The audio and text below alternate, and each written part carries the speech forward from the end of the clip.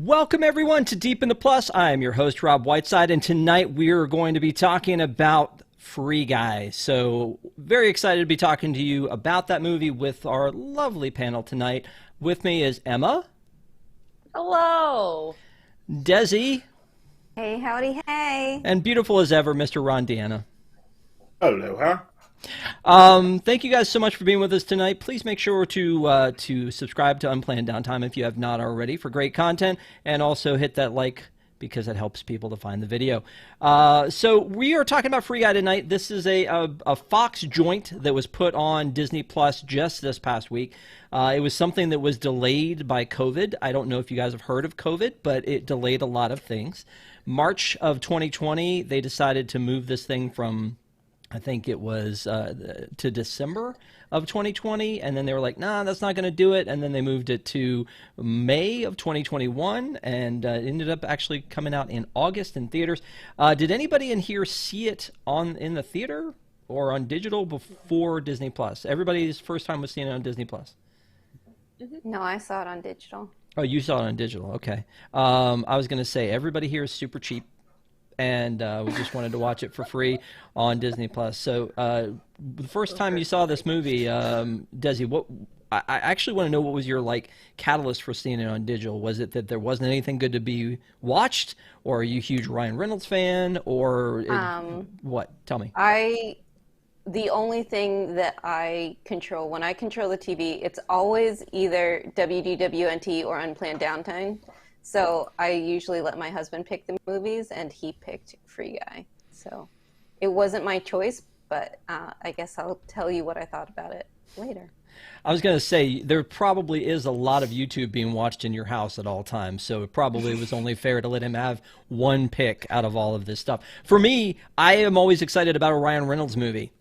It's just, not only is he a dreamboat, but also he's hilariously funny. I love his style of humor. I love seeing him in the Deadpool movies. I think he was great in so many things. I didn't see Turbo. I missed him on that one. Ron, what was that one that he did with the undead police? R.I.P.D. R.I.P.D. Another one filmed in Boston, actually. I saw that. So it's really good seeing Ryan Reynolds movies. They usually are very upbeat. I did not see Red Notice on Netflix. Anybody else see that one? Not yet. Yeah. You saw it? Apparently my husband is a huge Ryan Reynolds fan. So. Yeah, that's really what this is. Desi, it's an intervention for you and your husband about Ryan Reynolds. That's all this is. That's all this whole thing is. You got a man crush. Yeah, exactly. I mean, come on, it's Ryan Reynolds. So this movie, again, it did not do probably what it could have done had it not been for the box office being a place where people are probably, the movie theaters are still a place where some people were probably a little uncomfortable. It made about $50 million at the box office. Does this movie belong, and I'm going to ask Ron you this question, does this movie belong on Disney Plus? Is it okay to be there? Just with today's announcements, I think we're seeing a change in Disney Plus. For those who don't know, elsewhere in the world other than the U.S., Disney Plus encompasses what would be on Hulu and other things because that's just the way it works. And I think with today's announcement that we're getting the Netflix Marvel shows, we're going to start seeing that merging a little bit on Disney Plus. This seems a little bit out of their wheelhouse for traditional things that would be on there.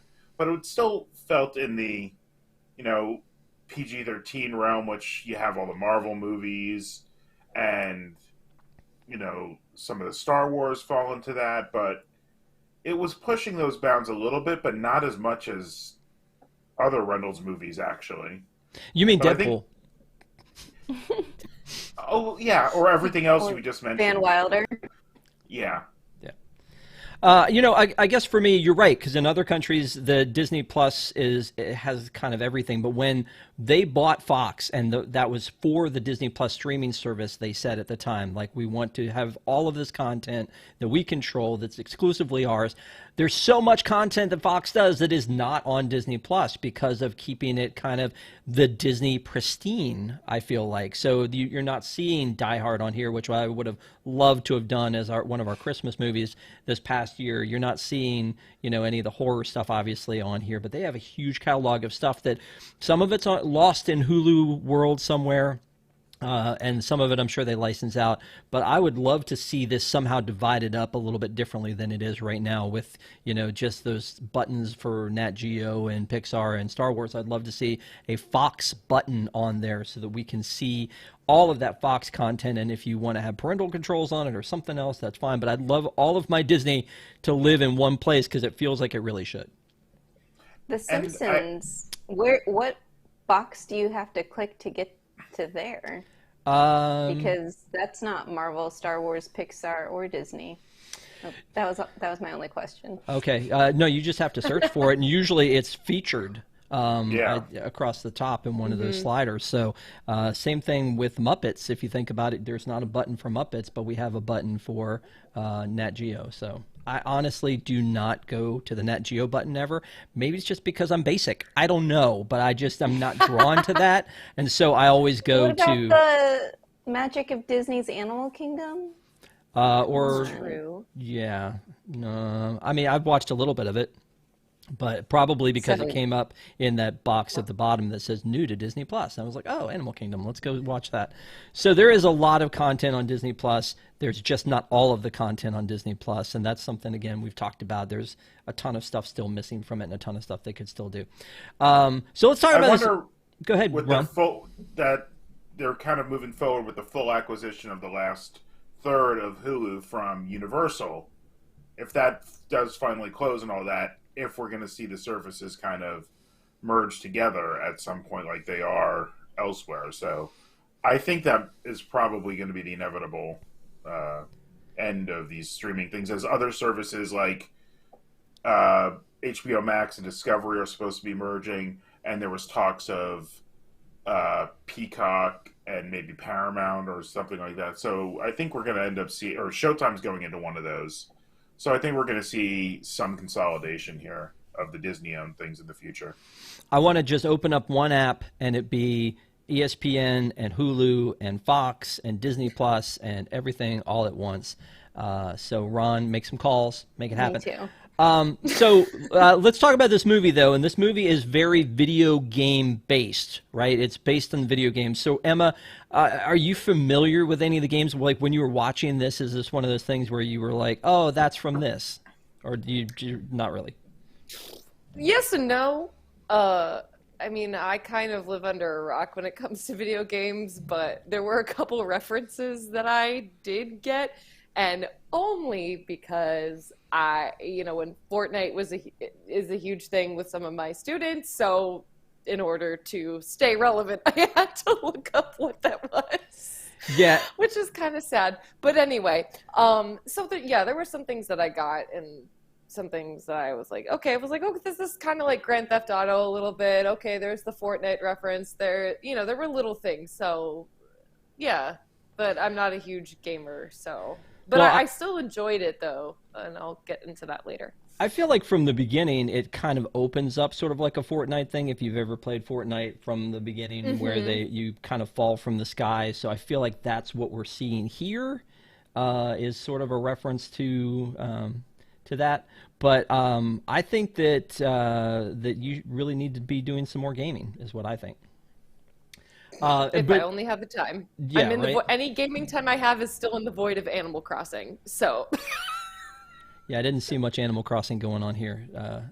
But no. But it is very Grand Theft Auto based in the way that it's put together, and so as you're seeing this, and the gist is that you are entering this game, and it's narrated by Ryan Reynolds as it opens up, and it's talking about this city he lives in called Free City. Now we know that it's a video game based from the trailer we saw, but in the opening, you're not supposed to know yet that it's a video game. You're supposed to think that this is just some happy day for our good friend Guy, who is the central character played by Ryan Reynolds. I loved this movie the first time I saw it when it was called The Lego Movie. I thought it was where Cobb Vanth lives. No. It's not where Cobb Vanth lives. Yeah. No, but I get the Free City connection and how that would be confusing, but it feels a lot like Emmett and Everything is Awesome from the Lego Movie when it opens up. So I thought that was interesting, that we meet him and he's wearing a blue shirt. He's dressed like he's ready to go to work at Blockbuster. And then you're flexing with your shirt over there. Are you blue shirt gal today? Yeah, I was expecting all of us to show up with blue shirts today. I'm a little disappointed in the red. Well, this was just an incredible early April Fool's joke on you, so you fell for it. But when we enter this whole thing and Ryan Reynolds' character Guy is there, he doesn't know that he's in a video game, and he walks through the streets and everything is blowing up around him. And he kind of talks about the sunglass people, and the sunglass people are the ones who are the heroes of this world, and so they are obviously the gamers within this world, and he is a non-playable character or an NPC, and they basically call him that throughout the whole thing. And as non-gamers, they've basically kind of game-splained to us what an NPC is and gamers and all that. So they kind of do that through the dialogue through the beginning of this thing. I think that all of that stuff is fun, but to me, and again, as someone who loves playing video games, but obviously the same as you, Emma, don't have a lot of time to do that anymore. Some of the little things, like the little dudes who were like trying to practice jumping and they're like pushing against the wall in the background, or just people that just jump or they're glitching. I mean, Ron, did you see any of that stuff and go, oh yeah, this is like every video game I've ever played? Yeah, I mean, I'm more of a retro gamer at this point. I tried to keep up. I still, do some of the AAA titles, but really 90% of my gaming is still like on the Nintendo Switch with the old library. But yeah, I definitely saw the guy kept running into the wall, jumping. There was a lot of good background things, and I kind of like that they didn't beat you over the head with it too bad, like some of these kind of meta commentary movies tend to do. Yeah, true. Here's a picture of our action star when the movie first opens up. Speaking of a good, man crush, it's Channing Tatum. Although, my man crush is this guy right here. Look at this. Look what he's got going on. Fantastic. He's a sunglass guy. And it's neat when you see all these people who have little bitty roles in this movie that they probably were like, I don't know what this movie is going to be, but Ryan Reynolds asked me to be in it, so I'm going to be in it. In watching some behind the scenes stuff, apparently Hugh Jackman did a voice of one of the characters in the background, and so it's kind of fun to see all those little things hidden. And watching it through the second time, I saw a lot of things in the background that I didn't see before. A lot of the signage that's up. I mean, it's just a really fun movie, and a lot of this stuff, I'm sure that this was your second time watching it, Desi, right? Did you see other things in it that you hadn't seen before? I don't know if I did, but I still enjoyed it the second time. I don't know if I noticed anything new or different that I didn't notice the first time. I gotta say that I'm actually a very big Lil Rel Howery fan. I love him, and him in this role was absolutely fantastic. The two of them walking through life and just smiling ear to ear because everything is awesome and everything is cool when you're part of a team. I mean, it's really it's a lot of fun seeing them interact. Happy and upbeat Buddy is this whole time. He's a good guy. And then all this stuff, again, that's happening around them, they just kind of take it for granted that these things happen, that buildings explode, that cars fall from the sky, and that the bank gets robbed like clockwork. I got to keep my arms up like this. Arms up. I just love this scene where they're like, basically just kind of gabbing as the bank's being robbed because they know the drill and they're going to go to the ground. But the guy who keeps his arms up all the time was definitely a funny character. I mean, what if somebody walks in and with a gun? I mean, it saves time to already have my arms up like this. But come on, the faces they're making here, this is fantastic. Just having a good time, just laying on the floor having a good time. I love the whole concept. I mean, it clearly looks like somebody who wrote this movie really enjoyed the concept of thinking like a non-playable character, and what would their life be like. So It is really neat to get like kind of a look behind the scenes of a video game, and I liked this movie the first time I saw it when it was called Tron. And they had to go into the computer to get a valuable piece of information that would help this one guy keep an evil empire from taking over. So yeah, it was really neat the way that they played off of that. But I mean, everything's fine, and like I said, everything is awesome for Guy until, of course, the woman walks into his life. It's Millie. Millie walks into his life and changes everything. You don't have pants like that? I don't believe you. So there's a lot of symbolism in this movie because, you know, when they're walking through their life blindly and everything's fine, even though it's kind of like the meme of the dog in the fire. This is fine. It's all fine. You know, everything's just great, and they don't really care that every day is the same and that he wakes up every day and puts on the same blue shirt and goes to the same bank where it's going to get robbed and all that kind of stuff. I assume that being a teacher of sorts is not at all the same thing every day in and day out, right? Oh, no, absolutely not. Especially, you know, right now with touring, it is a different thing every single day. You never know what to expect. Yep. I mean, it's this movie, again, the background stuff that they show, your loan is already approved. And then, you know, the little wanted posters with the Free City Police Department, because they're all wearing sunglasses, because only the people wearing sunglasses are the ones that are wanted, is a lot of fun.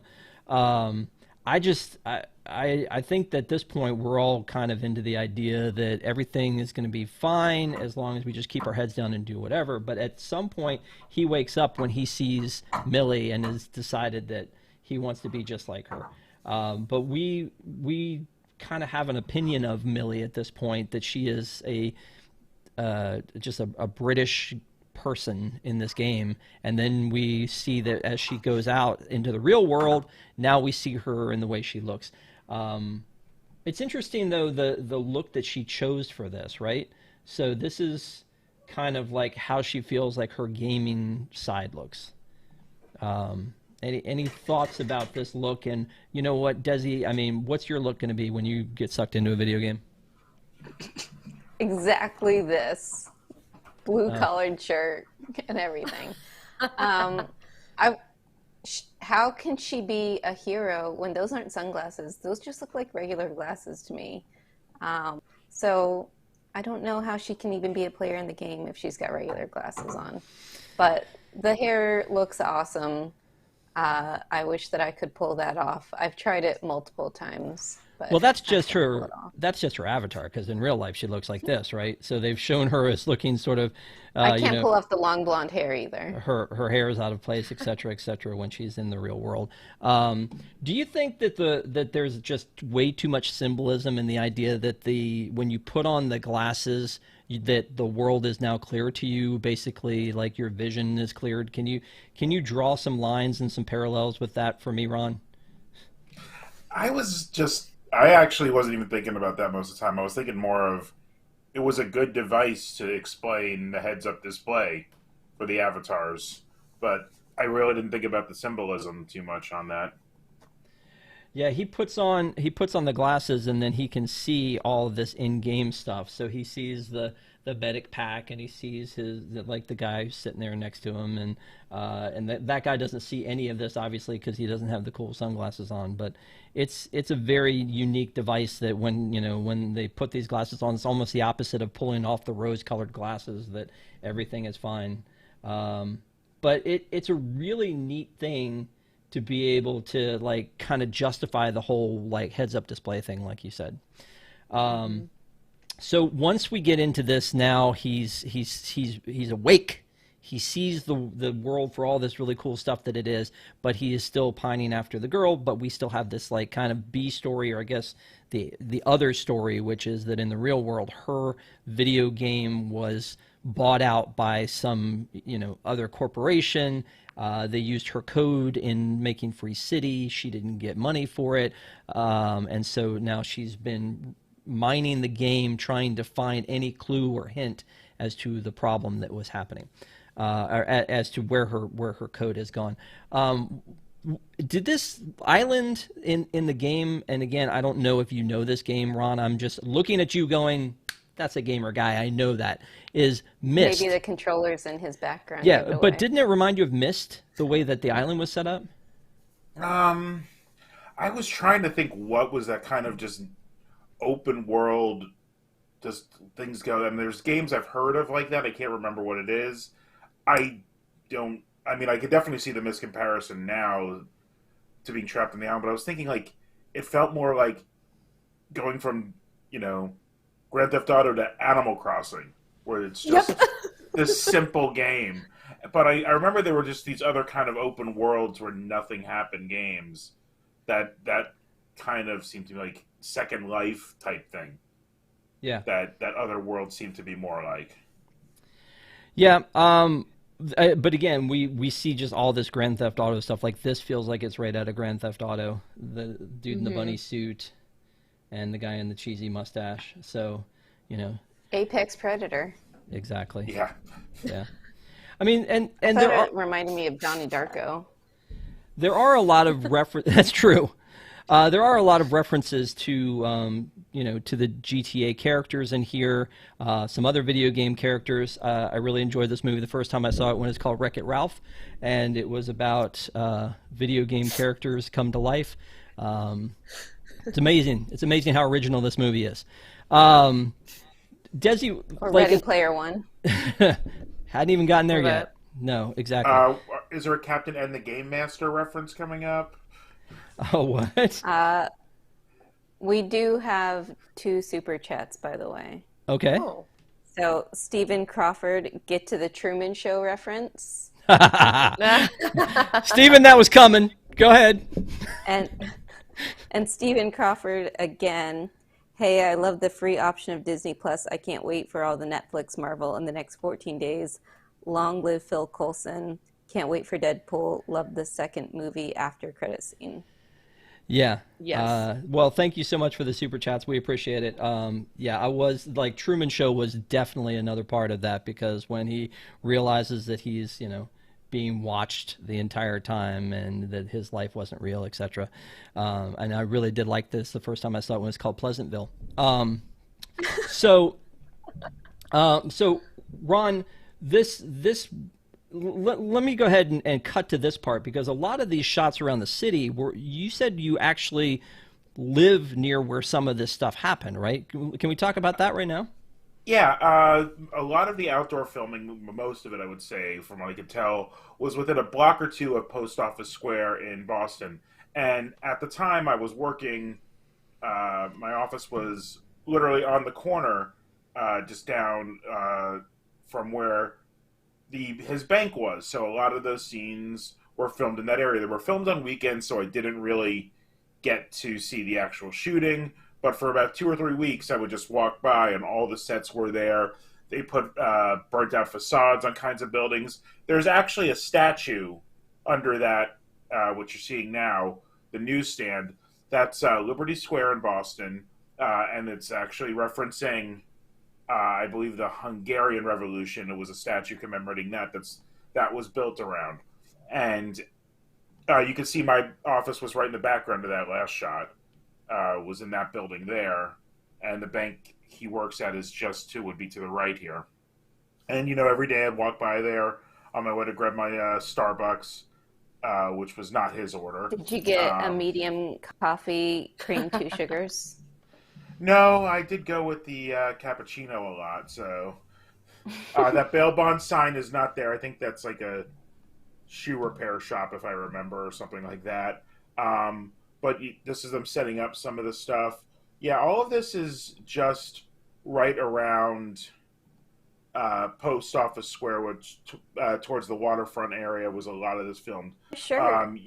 You see them drive around Post Office Square during the chase scenes, where everything is crashing down. That's going through there. That same corner was used to shoot. I also, a couple years before that, was American Hustle was filmed right there. So you see a lot of these things, and in a lot of movies filmed in Boston. Like he also did R.I.P.D. here, and I've run into a few of the other sets, but this one I just really had to go through every day, and just happened to be now that I have a camera, I could just take shots, and it was kind of cool. Very neat. Well, thanks for sharing that. I appreciate it. Ron took all those pictures. He did a cameo in a couple of them, so when you go and play this back, you'll be able to see his cameo in that one. So let me go ahead and throw this out right now, because I know Disney loves trivia. Let's talk about some trivia from this movie, because I feel like she's been studying when she says medium coffee, cream, 2 sugars. I feel like she's ready for something. Was that one of the questions? No. No. Darn. No.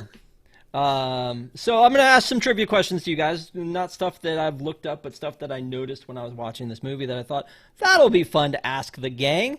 One of them is in that coffee shop when he orders his drink. What is the barista's name?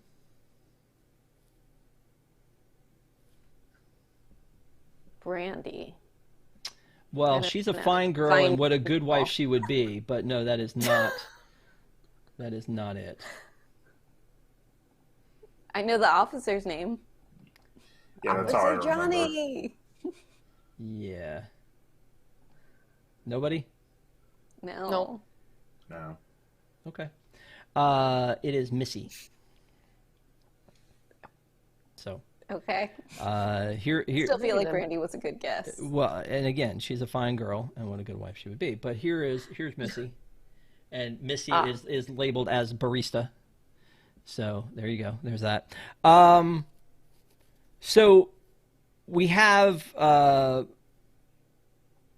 when it opens up, Guy is in love with a pair of shoes that he wants, and so.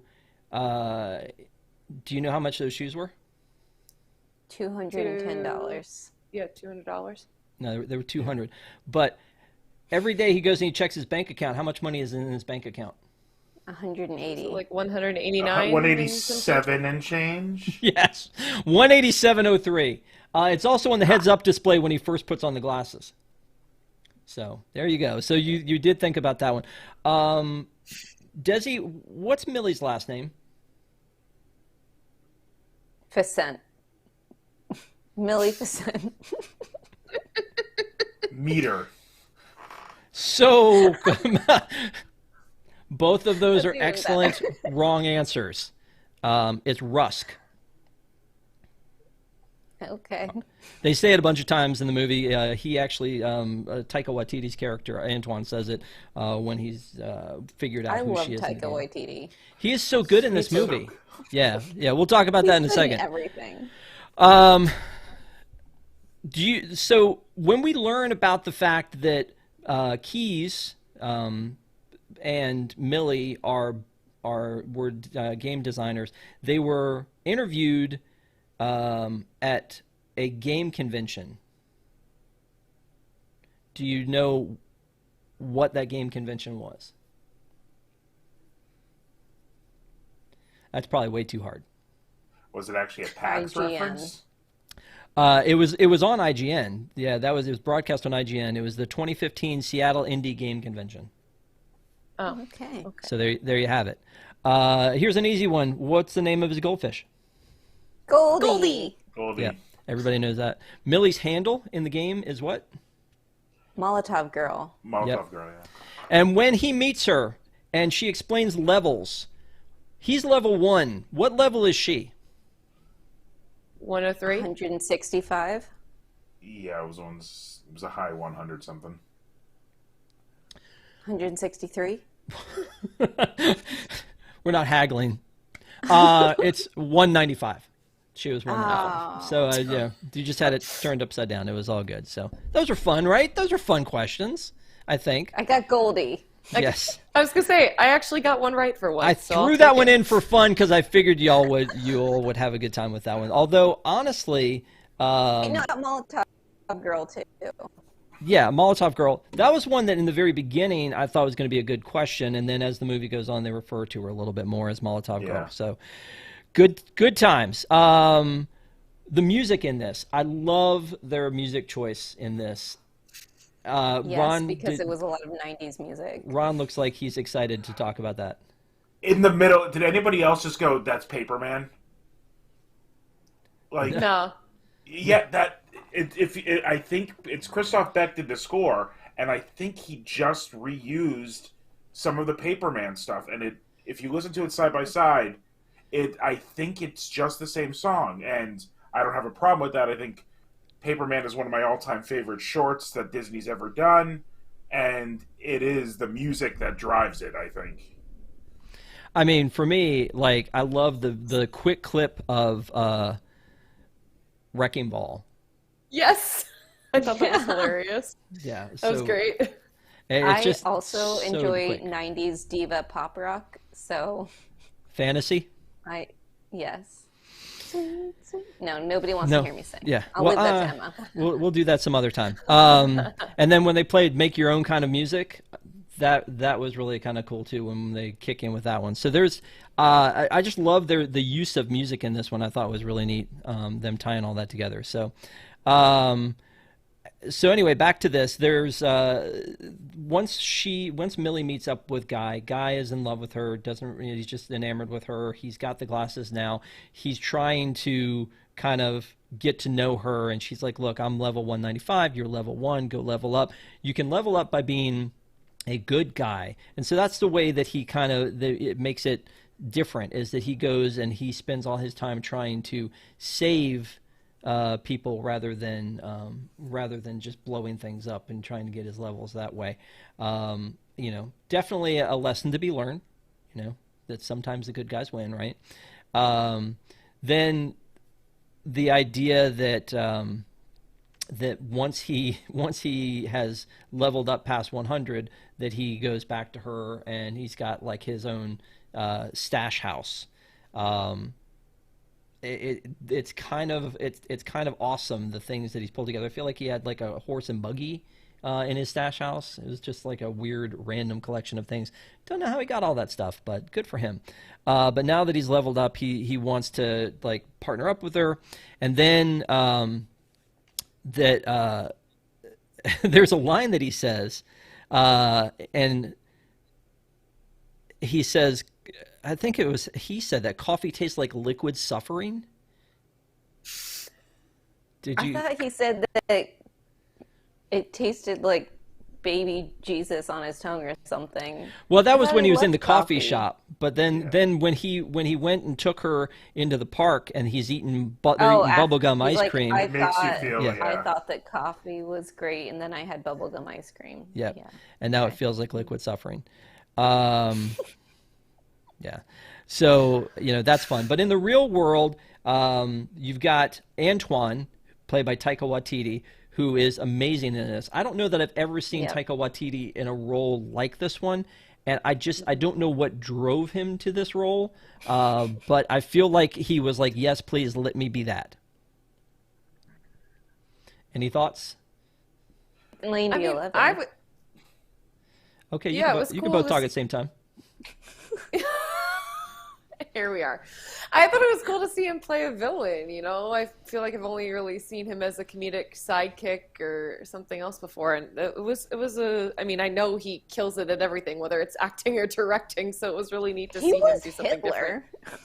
I mean, Oh, you can't apparently say I he was missed never a that. Jojo villain. Rabbit. Yeah. Yeah. Yeah.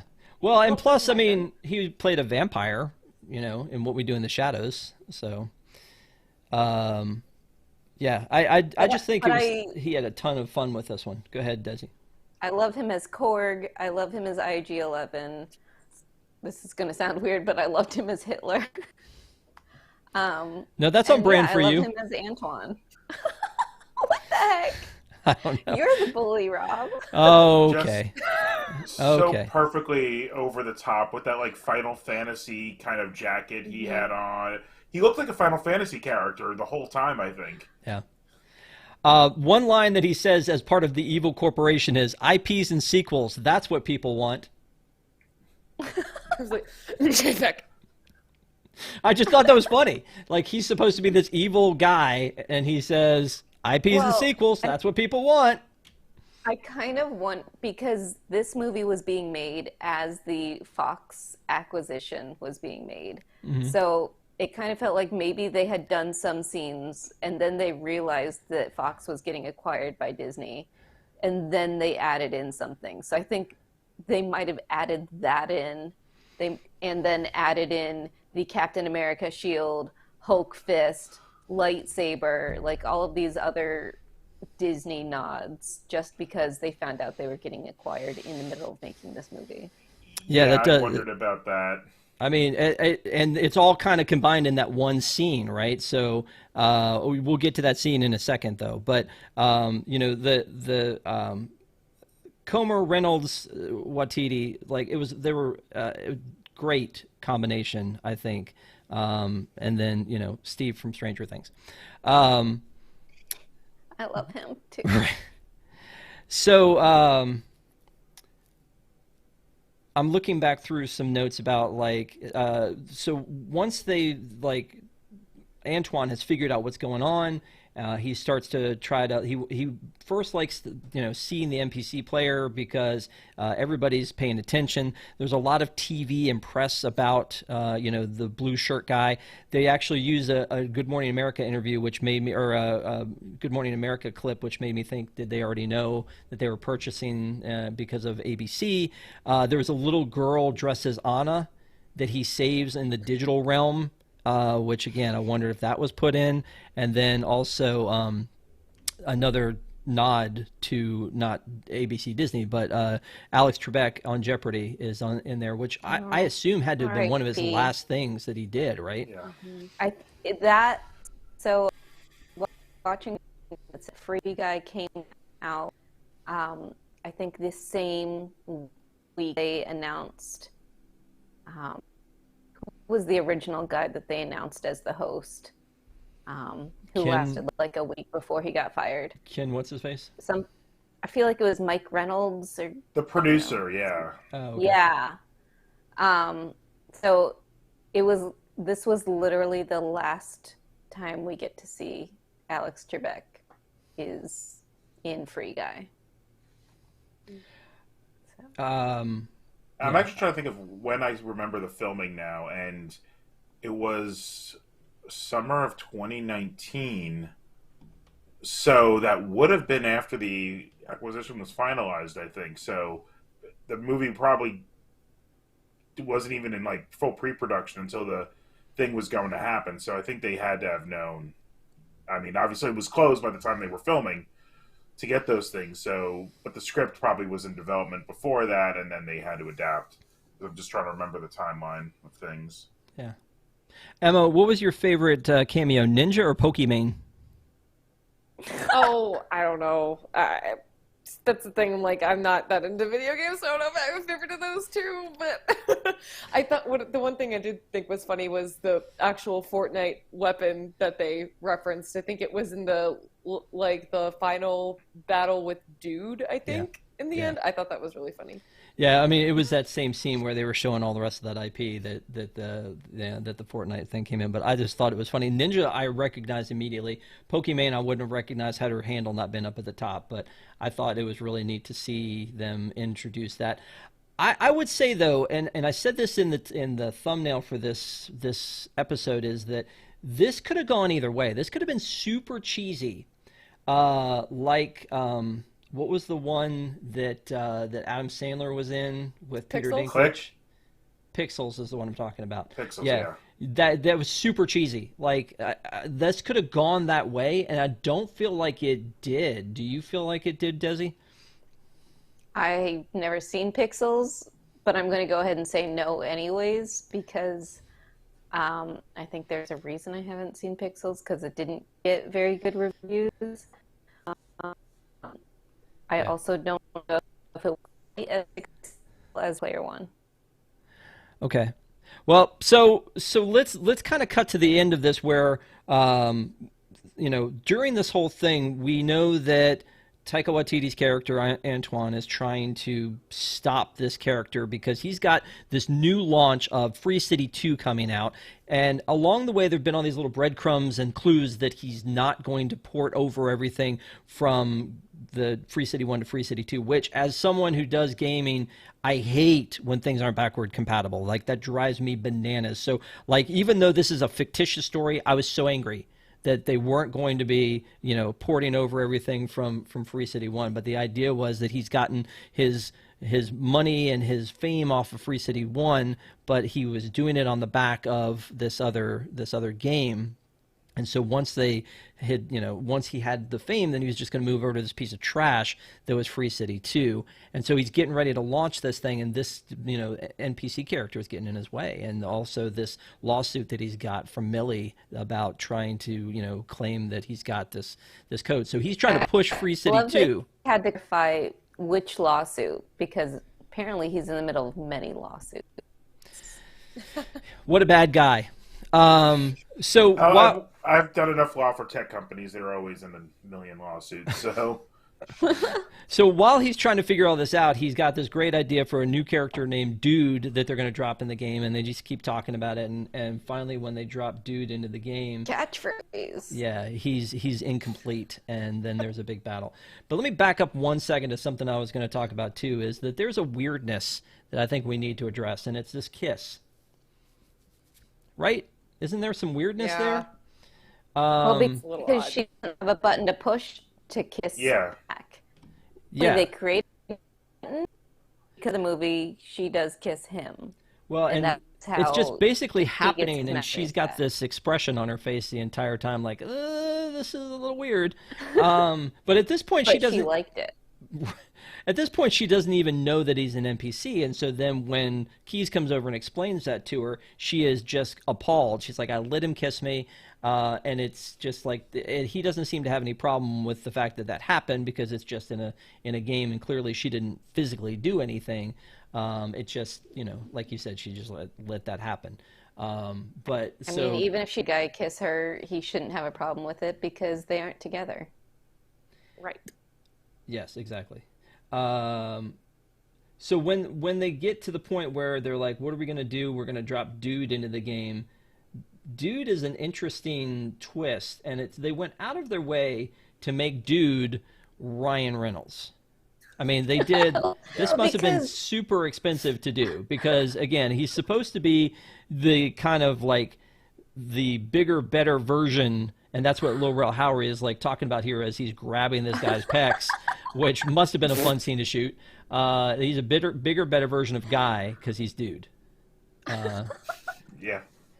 Emma, thoughts on Dude? I thought, honestly, Dude was hilarious. I thought he was going to be annoying, but just the fact that he couldn't make complete sentences and like that was part of him not being fully uploaded, I just thought it was really, really funny. But I thought that was cool, the way that they pulled that off, having Ryan Reynolds appear twice in the same shot. Catchphrase. There are 3 things that I love about Dude. Number 1, he's hilarious. Number 2, second thing here. Number 3, one more thing. Yeah, catchphrase. Catchphrase. Yeah, exactly. Catchphrase. I also think it was really neat that when we watch the game, watch the things, we see them like in real life, and when other people are watching that, they see a computerized version of them. Like, I think that was kind of neat, so that it looks different from the outside. Right? That's kind of neat. Yeah. So, Ron, tell us the 3 real things you love about Dude. It was a great commentary on the whole bigger, better characters. I'm not a huge Grand Theft Auto player. I've played a few of them, and you know, just the topping and just appealing to that dude bro kind of gamer. It just fits so well. Was really just the thing, and I knew The Rock had made a cameo, so I was wondering, like, did they use The Rock's body and then put his head on it for a minute? Like, I was trying to figure out if that was part of it. He was another NPC voice. Yeah. That was it. I mean, it's like The Rock and Hugh Jackman were both just NPC voices. But the real star of the show, the real thing that just makes this like the icing on the cake is this scene. Right? I mean, when he breaks out the Captain America shield, that's the beginning of probably my favoriteest scene in any movie of all time. And the Avengers music plays. It's Yeah, great. Yeah. the Avengers music That plays. was fantastic. He's got the Hulk hand, the Hulk fist about to throw this punch. I mean, that's cool. And then, of course, the Chris. I think Dawn had mentioned earlier, like the Chris Evans, cameo that was in it. Yeah. Yeah. Was so good. And apparently, like, Ryan Reynolds just sent an email to Chris Evans, was like, "Hey, do you mind shooting this?" And he was like, he's watching it on his phone. Oh man, it was so well done. And they're like, "Oh, well, that was really cute the way they put that together." And then it's like, wait a minute, there's more. He's got a lightsaber. And it's like, and they actually get to say lightsaber because Taika Waititi says, "Is that?" And the guy goes, "Yup, a lightsaber." And then in that, you're hearing the John Williams music. So they really were like, "What? Wait, what can we use? We can use. Okay, we'll use that. Yep, we'll use that." And I mean, it's like, hey, we bought these IPs, we might as well use them. It was Yeah. so perfect. And then the moment that Emma was talking about earlier, the Fortnite. Yeah, that was pretty funny. Yeah, it was right there. Wasn't as good as the rest of it though. That was all. That was so good. The lightsaber, that was probably my favorite of the weapons. Yeah, and then the part when he decides instead of trying to fight Dude, he's going to put his glasses on him so that Dude can see all the pretty colors. And Shiny because things! Yeah. Oh. it was fun. And then now that Taika Waititi, the bad guy, has decided that there's no other way for him to win, and he's about to be found out because they're going to make this bridge to go through the place where they're not supposed to go, the boundaries of this world, so that they can find the original code to their game. And so he's like, does what any billionaire person would do, and he takes an axe and he goes into the server room and he starts chopping up servers. How much money is that? Yeah, Out Right. the door. Wow. And You'd they're- think you would just unplug it before you start taking an axe to it. yeah, you would. Right, and like, Yeah. how many other game servers are you destroying? Like, he basically destroyed his entire company. Right there. And then as he's destroying them, the world is kind of disappearing. Basically what we're doing here is like, I liked this the first time. It was called The Matrix, and they were living inside this computer generated. No. Yeah. There's so many times where I was just like, that's just like it feels like so many other movies, and yet one of the things that Fox and Disney did when they released this was like, this is the first original movie we've had in forever, because everything else was Marvel movies, Star Wars movies, Frozen 2, Wreck-It Ralph 2, all this other stuff. Live action remakes. And they were like, this is the first original non-IP movie that we've had, in ages. And I know that Ryan Reynolds made a crack about that when they said that there's going to be a sequel to this. Like, how ironic that after all this talk of like having something original, they're taking the original thing, and IPs and sequels, that's what people want. Is there really going to be a sequel, or was that a joke? No, it was he tweeted that there was going to be a sequel, and that Taika Waititi would be gonna included. do? I don't Okay. think this needs a sequel though. I think this is No, one that needs to does live in it? a bubble. Please Yeah. don't make a The sequel. story was done. Yeah, like, why does there need to be a sequel? That was it. It was a complete story in one movie. Cool if they find a legit reason that there's a new story or something unfolds, but that particular they have a world that we legit saw, reason. The reason is because money. because money, yes, but that's not a legit always reason. the reason. No, but it's not a legit reason, no. It is a reason though. It's a reason if you're Bob Chapek. Yeah. So at this point, spoilers abound because he makes it over to the island. He's able to show the world this code. I don't know how this shows the world anything, honestly, because all they see is that there's an island. They don't go, "Oh, that's Keys and Millie's thing. Oh, yay!" Like, I don't know how that proves anything. Ron, you're a lawyer. How does that prove anything?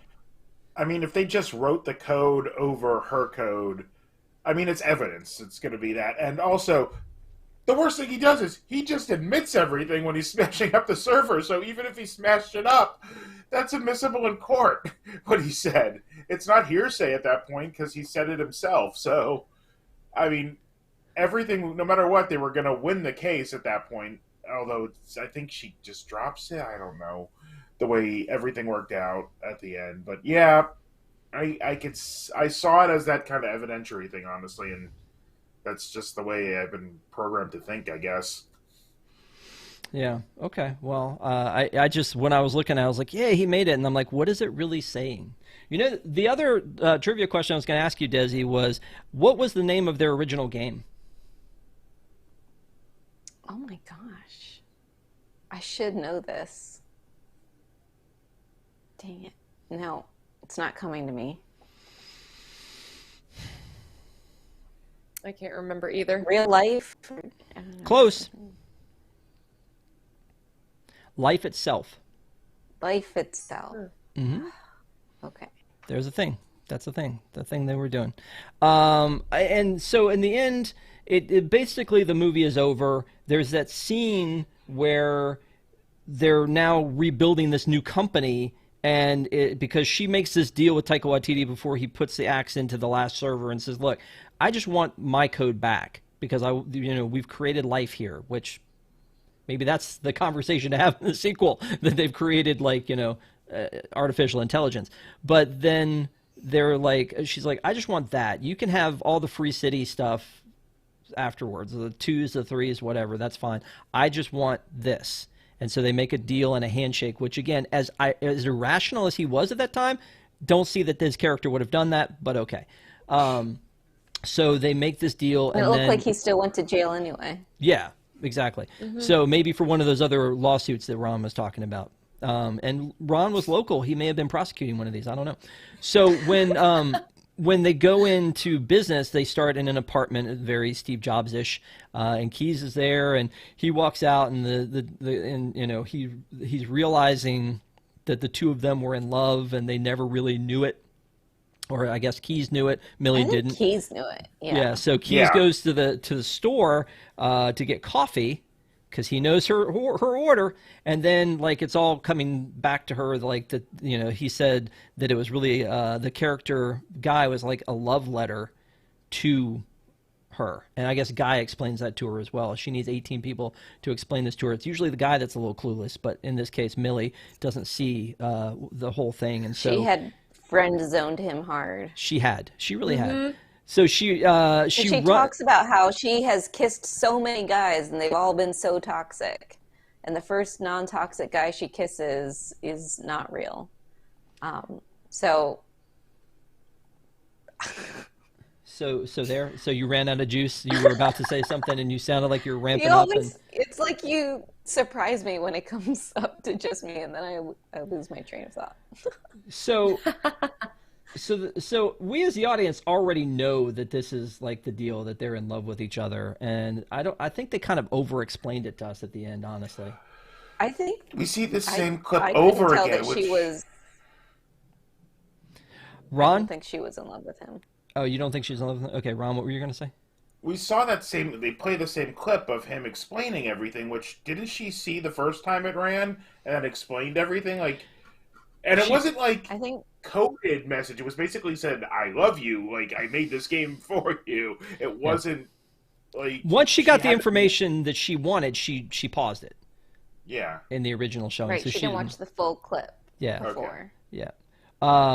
So we have this scene where she runs to him, and the dude's like, "Finally." And so then she gets to the coffee shop, and there's Keyes, and they're looking at each other from across the street. I swear I thought at this point one of them was going to get hit by a bus. I thought so too. That's probably why I was like, black. "What the heck are you doing in the middle of the street?" Yeah, it just seemed like went to black before they even had a chance to kiss because they were hit by a bus. But as they kept looking over at each other, I was like, "This is gonna. They're gonna. It's kind of a comedy. They're gonna get hit by a bus. One of them's gonna get hit by a bus, and it's just gonna be a thing, and it's gonna fade to black or something." And then they give us a second try to do it when Buddy and Guy get back together again, and it's like then they run to each other across the street. So I felt like 2 times that might happen. Neither time did it happen, and I'm grateful that it didn't. But it felt like they teed it up like it was gonna happen.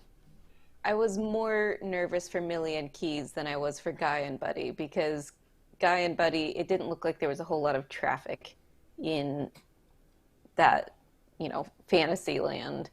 It Whereas was a Millie sweet, and sweet Keys were fantasy. in the real, that's right. We're in the real world where there was a lot of traffic going on. Yep. You guys have seen Mean Girls too many times. That is exactly what I was thinking of. How did you know? I was so thinking and that's how Regina George died. Oh, it happens in so many things. If you watch Ozark, like the guy's mom in the first season gets hit by a bus right at that moment. You feel it ramping up, like it's gonna happen. There it is. It happened. She got hit by a bus. So anyway, anything else before we wrap up here? Will we wrap up with final thoughts? Anybody have anything else we didn't cover? I don't think so. No, I need to start bringing notes to these because I always think of things afterward. I bet you will not would not have thought of the name of the game. Life itself. Write it down. Okay, so thank you guys for watching. We have an announcement that starting next week, we will be moving this show to Wednesday nights at 9 p.m. Instead of Tuesday nights, we will be doing Deep in the Plus on Wednesday night, making room for something that is coming on Tuesday that hopefully will be something cool. So thank you guys for watching. Hopefully you will follow us over to Wednesday night. I know a lot of people watch it on replay afterwards, so that's all good. So Wednesday nights at 9 p.m. starting March 8th with Patrick Hackett, and he and I will be talking about the luck of the Irish, getting ready for the magical day that is St. Patrick's Day. So don't miss it. Did you pick Patrick for St. Patrick's Day just because of his name? He actually loves doing St. Patrick's Day. We did Darby does. O'Gill and the Little If People there was last a year. St. Desi's Day, I would have wanted to do that. No, this was his call all along. Plus, he loves Luck of the Irish. So that's a thing. And I was like, sports movies are not. He's like, it's a DCOM, so it's okay. So we're going to be doing that one. It's a sports Anyway, DCOM. no, we're not. Not Brink, not Bruno. We're not talking about him. But if you haven't already, give us a thumbs up. We appreciate it. And also subscribe to Unplanned Downtime for lots of great content. And now, the time is here. Well, what is up? Stephen Crawford says, "No, Rob, that is Lake House." Super chat. No, Rob, that is in the Lake House? Oh, the movie? Or about Ozark? Maybe he was. Well, in Ozark, there is the guy who is a realtor that Wendy goes to work for, and they kind of con the mom out of her money, and she's in the street yelling about it, and she gets hit by a bus. So, but thank you for the super chat. Spoiler. Yeah, well, that's why I was like slowing down on that. But again, it's on season 4, so either you're gonna watch it or you're not. I think at this point. But oh my gosh, Neko, great point. Believe it or not, when he puts on the glasses and they play "Believe It or Not" by Joey Scarberry from The Greatest American Hero, that is again another great moment. So, anyway, It is. so we've talked about this movie. We've talked about how it was made right down the street from Ron, how he's probably responsible for Antoine losing all his money, and all of the movies that this is like. But now, friends, this is your chance. We'll start with Emma and work our way back to Desi. Would you recommend this movie? Yeah, I'd recommend this movie. I think it's nice to have an original title that's not based on another IP on Disney Plus. I think that's really great. And I think that if you get through the first act of the movie, it is. I thought it was a little cheesy. I wasn't sure I was going to stick with it the whole time. Once you get past the first act, then that's really when it gets enjoyable. So just stick it out, and you're going to like it. Okay, Ron. Yeah, I definitely would recommend it. I think one of the things Reynolds does great with his projects is he could do something derivative like this and kind of meta, but without overdoing it, and also putting heart into something without making it saccharine. I think he just really has gotten to a point with his career, like he knows how to mix those things well. And I mean, he really does drive a lot of the projects he does. And I think this is another one of those. He really cares about the movies he's in, and he's going to pick those things. And I think he had a lot to do with what made this movie. You know, I'm not going to call it great, but I'm going to call it pretty good. Okay. And Desi? I love Ryan Reynolds. I love Taika Waititi. I think this movie is awesome. It's not as good as, I don't know, Brink, but it's still a really it's better good than movie. Brink. Yes, thank How you, dare Emma. I you. appreciate It's it. better than Brink. Bye-bye. No, I'm just kidding. Here. Any other thoughts? I think it's a great movie, and also I would team Steve on Stranger to see him get a happy ending. Okay. So I would say that I would definitely recommend this movie, and Neko is in chat saying, I recommended it to you. I wanted to see this from the beginning. I love the fact that that it is now on Disney Plus, and we can watch it as many times as we want and see all the little like the little hidden things in it, the Easter eggs. I would like to see them do something more with this, and I don't know if that would mean like some kind of tie-in in the park, in somewhere, in some other capacity. I feel like a video game would make sense since it's based on a video game. That would be kind of cool. But I don't know that it necessarily needs a sequel, but I'm hoping that if it does get a sequel, that it will be worthy of it. So I would definitely recommend this. It was just a fun movie, and so I enjoyed watching it again. I appreciate you guys sitting back and watching it again so that we could talk about it here tonight. I did see in the chat about Neko saying that normally Wednesday nights are for her to watch new Disney Plus programming. We may have some opportunities to do some watch-alongs since it's going to be on Wednesdays when Disney Plus stuff drops. So hopefully that'll be something that you guys would be into and would join us for. And then also she said now with us moving it, that the Ewok movie that we're going to review was going to be on May the 3rd. Now it's on May the 4th. So, Ooh, heck yeah. Ooh. stars aligned. The Star Wars aligned.